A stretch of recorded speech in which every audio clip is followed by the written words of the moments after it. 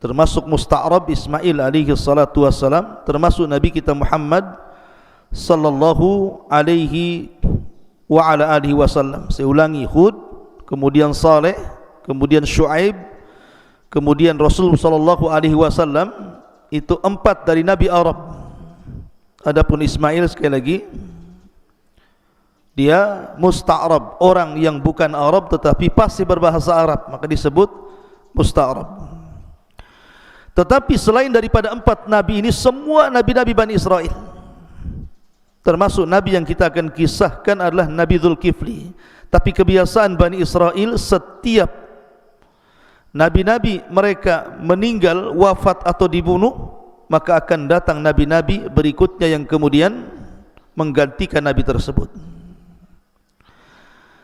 Ma'asyiral muslimin yang dimuliakan Allah Subhanahu wa taala, siapakah Dzulkifli?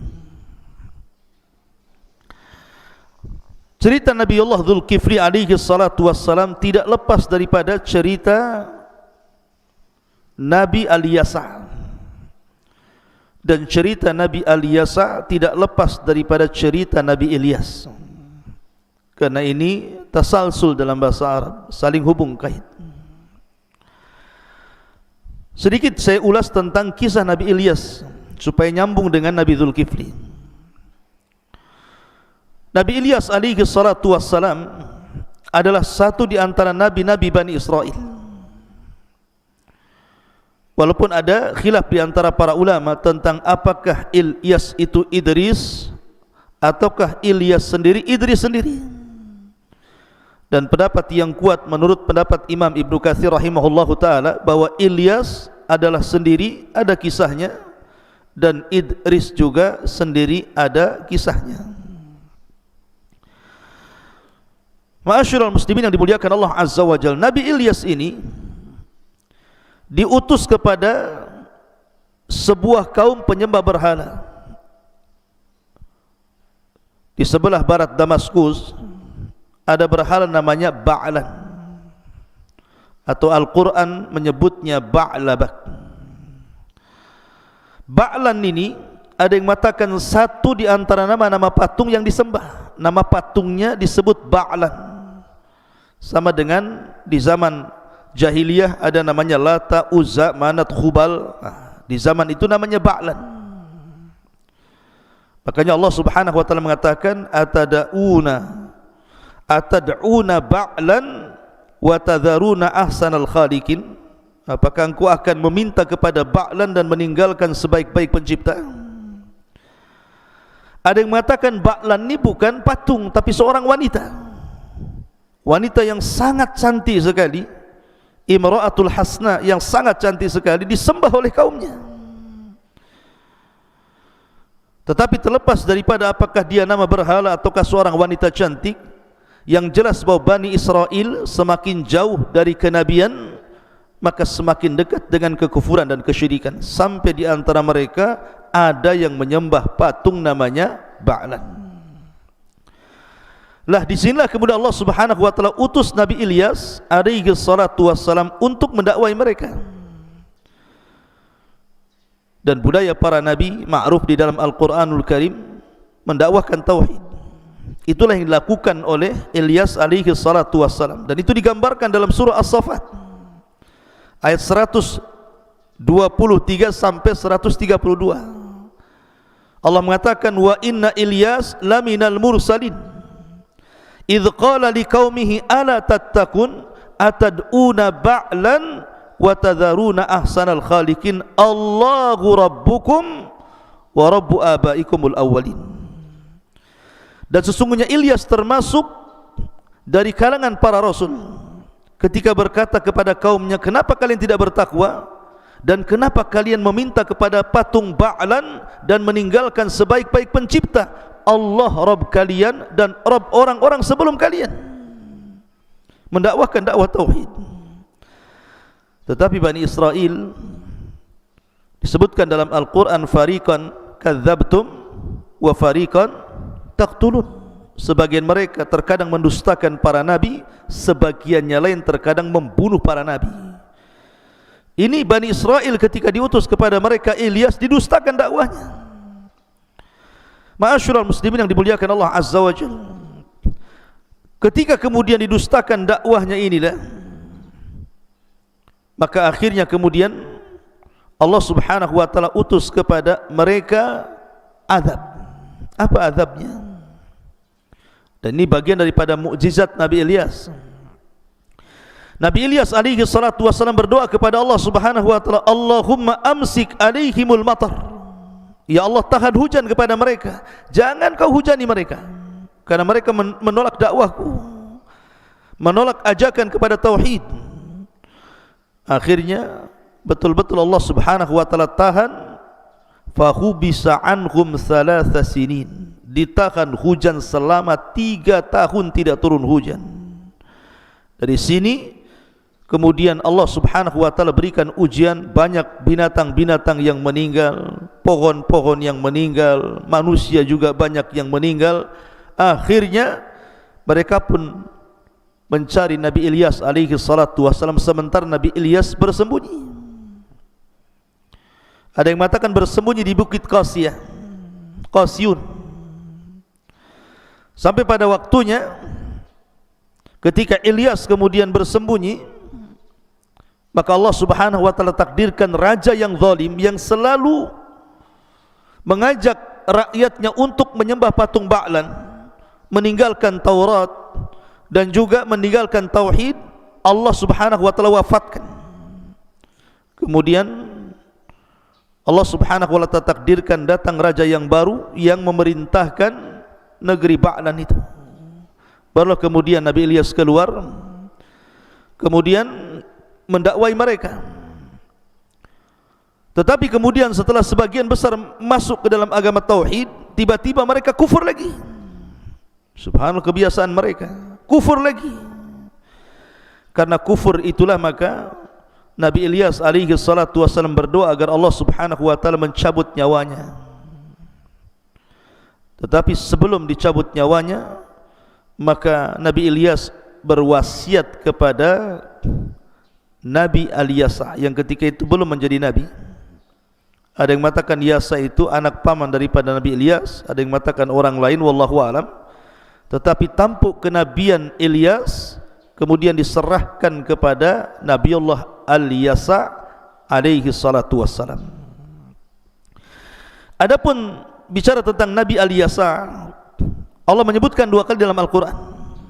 Pertama surah Al-An'am, Allah mengatakan wa Ismaila wal Yasa'ah wa Yunus wa Lut wa kullan faddalna 'alal alamin. Di sini disebutkan wal Yasa'. Kemudian juga disebutkan dalam surah As-Sad ayat 848, wadhkur Ismaila wal Yasa'ah wa dzal kifli wa kullu minal akhyar. Di sini juga disebut kalimat Yasa'. Memang Quran tidak menyebutkan kisahnya, tetapi karena ada hubung kait dengan Nabiullah Ilyas alaihi salatu wassalam, artinya bahwa Nabi Yasa berdakwah masih di lingkungan tempat dakwanya Nabi Ilyas kepada orang-orang yang menyembah patung Ba'lan dan juga berhala-berhala yang lainnya. Ma'asyiral muslimin yang dimuliakan Allah Azza wa Jalla, Nabi Al-Yasa ini diberikan mukjizat sama mirip dengan mukjizat yang Allah berikan kepada Nabi Isa bin Maryam, seperti mampu mengobati penyakit kulit, mampu mengobati penyakit buta, bahkan bisa menghidupkan orang mati karena Allah, termasuk bisa berjalan di sungai Urdun. Ya, dia berjalan di sungai Urdun. Ada juga mengatakan membelah sungai Urdun seperti Nabi Musa membelah lautan.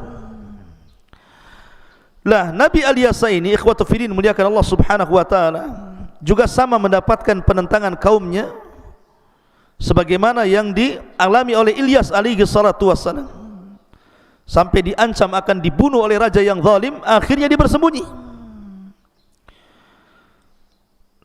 Setelah kemudian lama dia bersembunyi, ada yang mengatakan sampai asyra sinin, 10 tahun. Akhirnya kemudian dia pun keluar dari persembunyiannya, kemudian mendakwahkan dakwah kembali, dan Allah Subhanahu wa taala takdirkan banyak masuk ke agama Al-Yasa, artinya banyak yang sadar dan tobat. Lah ketika itulah maka Allah Subhanahu wa taala kemudian menjelaskan tentang masalah Kisah Al-Yasa ini memang tidak secara detail dalam Al-Quran, hanya disebutkan namanya saja, tetapi disebutkan oleh ulama mu'arrikhin, ahli sejarah, bahwa akhirnya Al-Yasa pun meninggal dunia, dan sebelum meninggal dunia maka kekuasaan kenabiannya diserahkan kepada seorang laki-laki yang bernama Zulkifli. Bagaimana kisahnya? Ini yang kita akan bahas di pagi hari ini. Jadi dari awal mukadimah panjang, nah ini baru masuk temanya.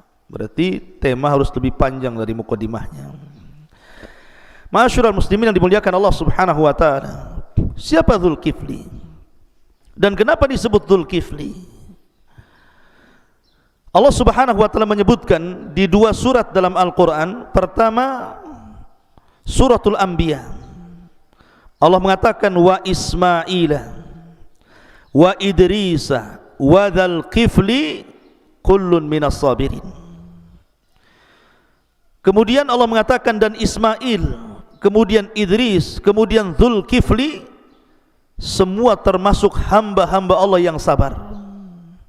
Lihat, di sini Allah Subhanahu wa taala iringkan tiga nabi. Ismail, Idris, Dzulkifli. Kemudian ditutup dengan kalimat kullun minas sabirin, tiga-tiganya termasuk hamba-hamba Allah yang sabar. Adapun Ismail, ma'ruf kesabarannya. Ketika Ibrahim alaihi salatu wassalam, Abul Anbiya, Abu Tauhid ini bermimpi untuk menyembelih Ismail, inni ara fil manami anni adzbahuka fangdur madza tara.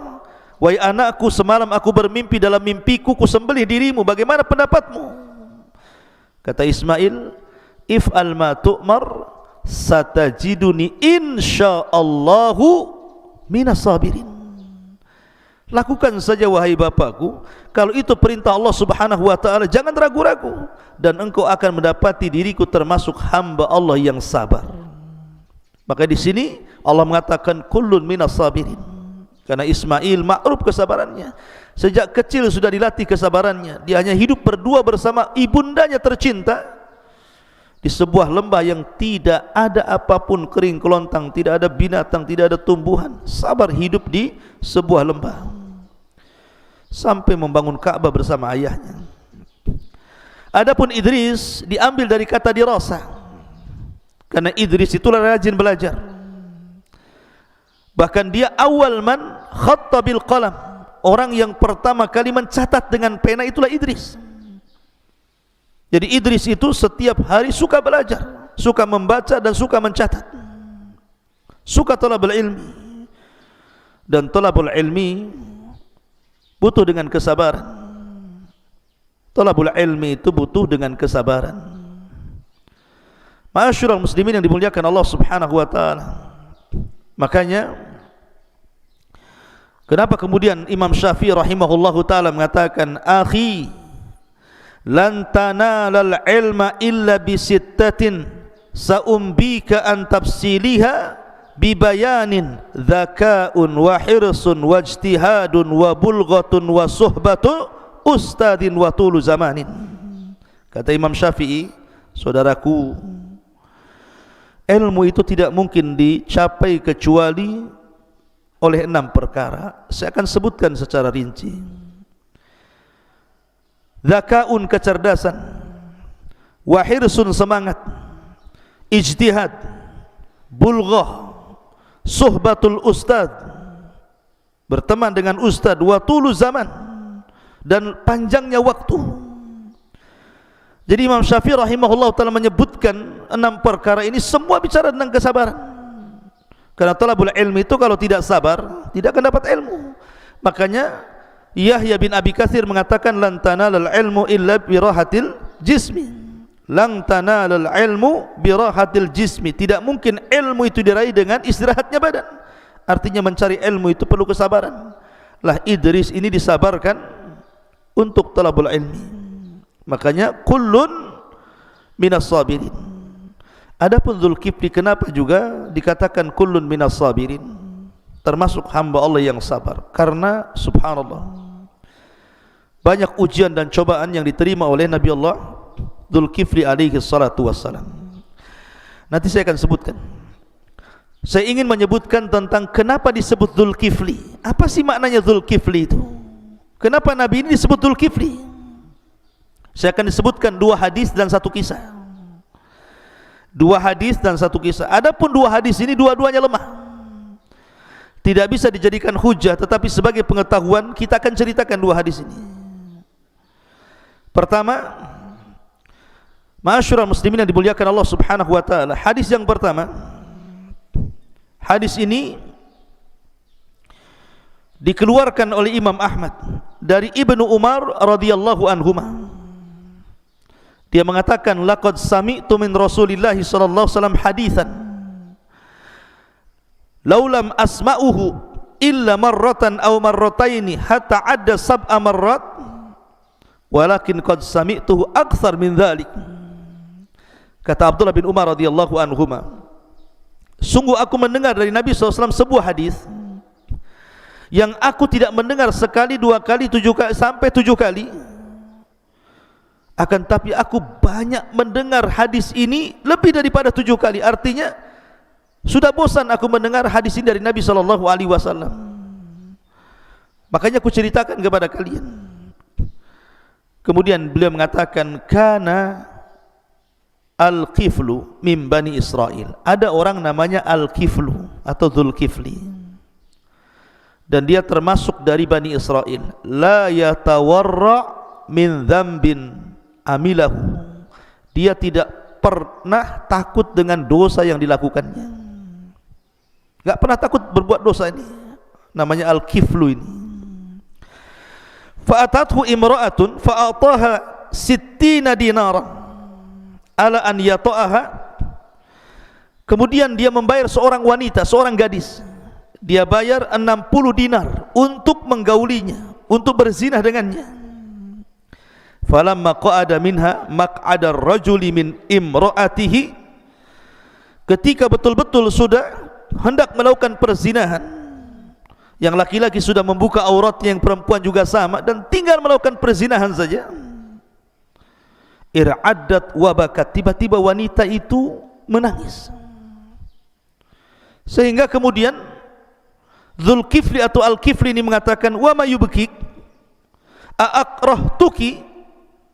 Qalat lah, apa yang membuat anda menangis wahai wanita? Apakah engkau membenciku? Bukankah sudah kubayar apa yang kau kehendaki dari beberapa dinar? Maka wanita ini mengatakan, tidak, aku tidak membencimu. Akan tapi aku tidak pernah melakukan perzinahan ini sama sekali sebelumnya.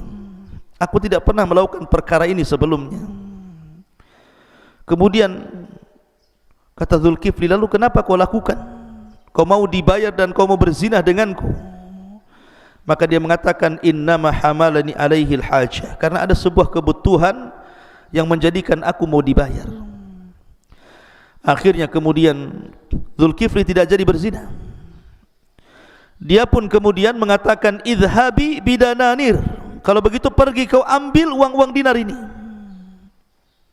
dan saya juga tidak akan melakukan maksiat kepadamu. Kemudian beliau bersumpah kepada Allah Subhanahu wa taala, wallahi la ya'sillah al-kiflu abada. Demi Allah ya Rabb, setelah hari ini aku tidak akan bermaksiat selamanya kepada dirimu. Lah setelah itu kemudian Allah takdirkan dia mati. Setelah dia bersumpah untuk tidak bermaksiat kepada Allah selamanya, di malam itu Dzulkifli meninggal. Ketika dia meninggal, tiba-tiba kemudian fa asbaha maktuban bi a'la babihi qad ghafarallahu azza wa jal li Dzulkifli. Tiba-tiba kemudian di pintu rumahnya keesokan harinya ada tulisan yang bacaannya, semoga Allah mengampuni Dzulkifli. Dari sini keluar nama Dzulkifli. Tapi sekali lagi hadis ini tidak sahih.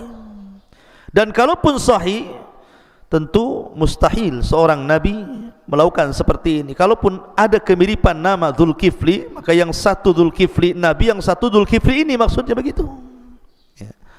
Tetapi hadis ini dhaif. Ini hadis yang pertama. Hadis yang kedua, hadis dikeluarkan Al-Imam Ibnu Jarir At-Tabari rahimahullahu ta'ala.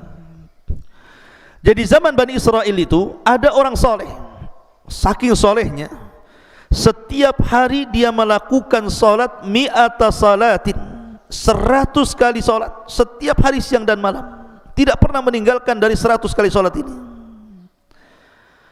Akhirnya kemudian orang soleh ini mengatakan kepada manusia, sebentar lagi saya akan meninggal. Siapa yang ingin takaffalali, yang ingin menggantikan posisiku setelah kematianku, melakukan solat 100 kali siang dan malam itu, maka dia akan mendapatkan keutamaan sama dengan keutamaan yang Allah anugerahkan kepadaku. Akhirnya datanglah seorang anak muda dan mengatakan, saya siap menduduki posisimu untuk melaksanakan solat dalam 1 hari dan 1 malam, mi'ata salatin atau mi'ata rak'atin, 100 kali rakaat atau 100 kali solat. Maka ketika itulah anak muda yang menggantikan orang soleh itu disebut Dzulkifli, karena mengkafil, menggantikan posisi orang soleh Bani Israel. Ini pun dhaif, tidak sahih. Adapun tentang masalah kisah, 2 hari sudah saya ceritakan. Lalu satu kisah ini sebenarnya berasal dari ucapan Imam Mujahid, dan Imam Mujahid ma'ruf dalam dunia tafsir.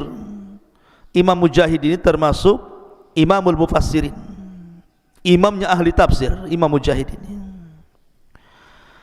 Lah Imam Mujahid menceritakan, dan kalau kita menceritakan tentang ayat tadi, kisah-kisah Dzulkifli, selalunya biasanya ahli tafsir itu membawakan kisah yang dikisahkan oleh Imam Mujahid rahimahullahu ta'ala.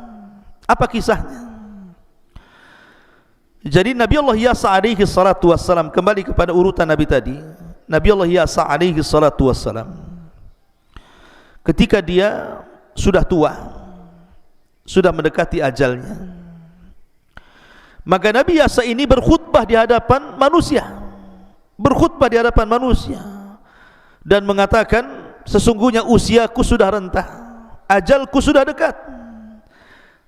Aku ingin memilih di antara anak-anak muda di antara kalian yang menggantikan posisiku, akan tetapi dia harus melaksanakan 3 syarat.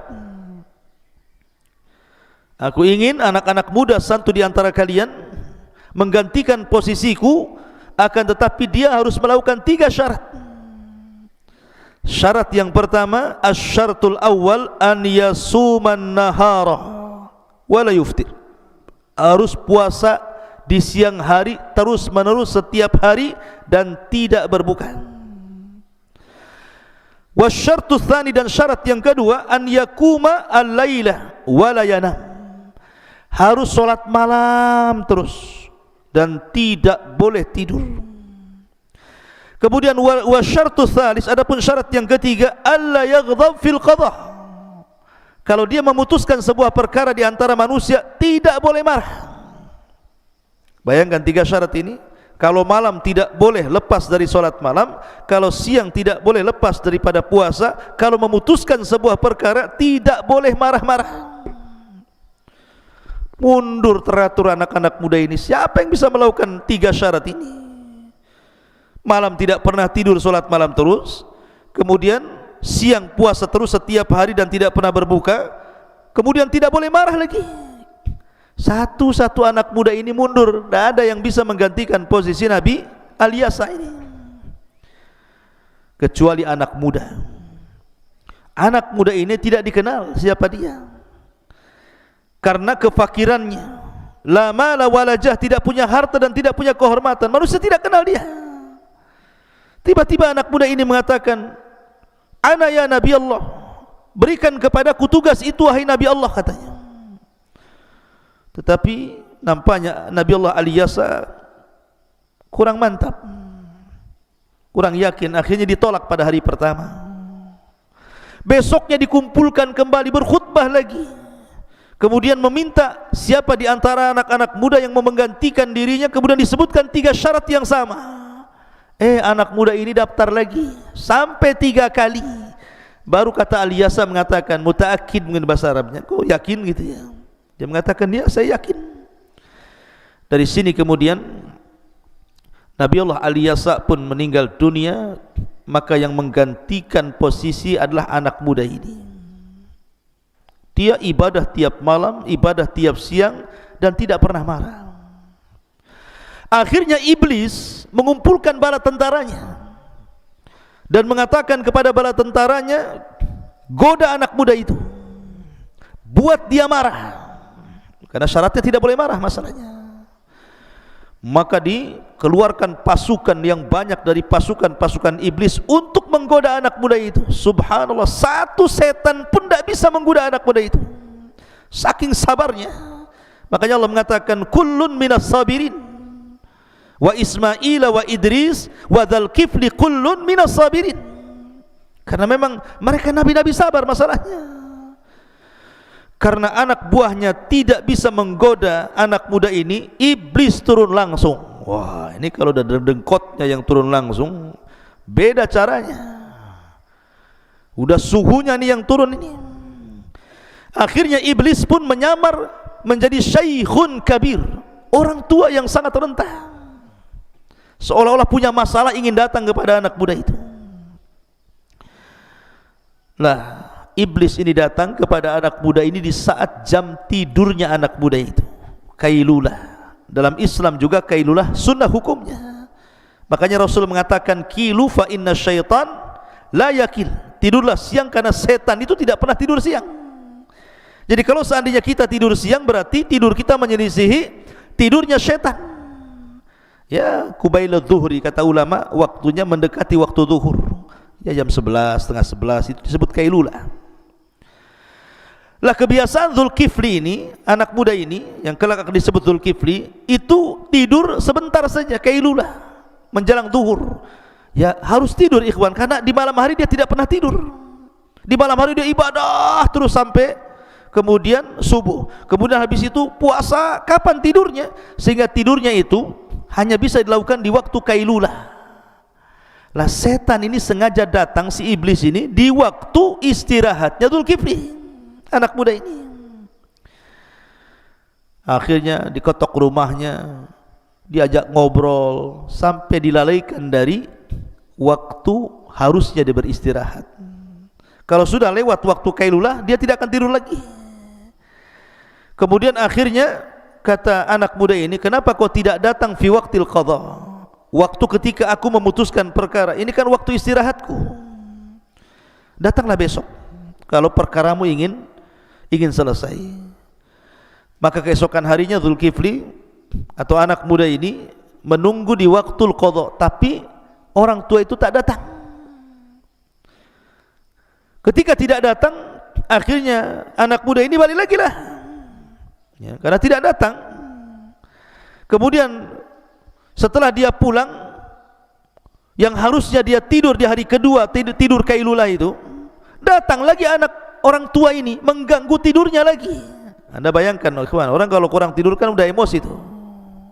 2 hari tidak tidur, malam sholat malam, siang puasa sunnah, puasa terus setiap hari gitu kan. Oh, kalau kita diganggu tidur, jangan lagi orang, suara handphone kita berdering saja kita mau banting tuh suara handphone, apalagi orang lain yang mengganggu, ya kan? Akhirnya karena Zulkifli ini juga manusiawi, dia bukan malaikat kan, 2 hari tak tidur, ibadah terus saja. Dia berpesan kepada keluarganya, ini sudah hari ketiga, saya takut kakek itu datang lagi, tolong ketika aku tidur kau kunci pintu ini supaya dia jangan masuk.